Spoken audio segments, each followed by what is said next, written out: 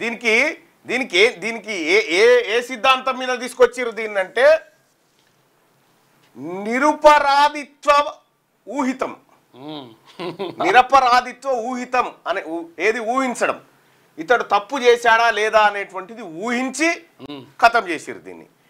ఇక ఏం లేదు ఇక ఈ దేశంలో రాజకీయాలు కేంద్ర ప్రభుత్వం చేస్తుంది, రాష్ట్ర ప్రభుత్వాల చేతుల్లో రాష్ట్ర ప్రభుత్వాల చేతుల్లో లేదు, అయిపోయింది. ఇక ఈ బిల్లు జాయింట్ పార్లమెంటరీ కమిటీకి పంపినట్టున్నారు, ఏమైతుందో చూడాలి. కానీ ఇది అత్యంత ప్రమాదకరమైనటువంటి అంశాన్ని భారతీయ జనతా పార్టీ ప్రభుత్వం తెర మీదకి తెచ్చింది.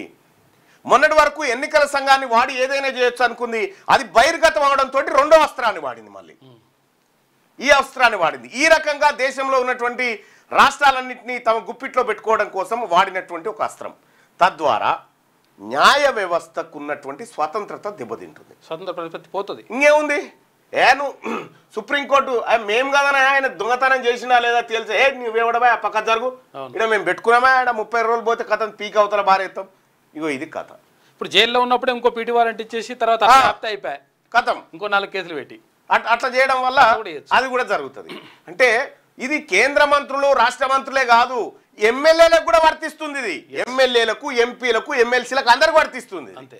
తద్వారా ఏం జరుగుతూ ఉంది, నచ్చని వారిని పదవిలో వాడు ప్రజల దగ్గర గెలిచి వచ్చినా సరే వాళ్లకు కేంద్ర ప్రభుత్వానికి నచ్చకపోతే లేదంటే రాష్ట్ర ప్రభుత్వానికి నచ్చకపోతే, ఇప్పుడు రేవంత్ రెడ్డి గారు ఉన్నారు, రేవంత్ రెడ్డి గారు నన్ను జైలుకు తోలి 30 రోజుల లోపల ఇస్తే నా పదవి పోతుంది.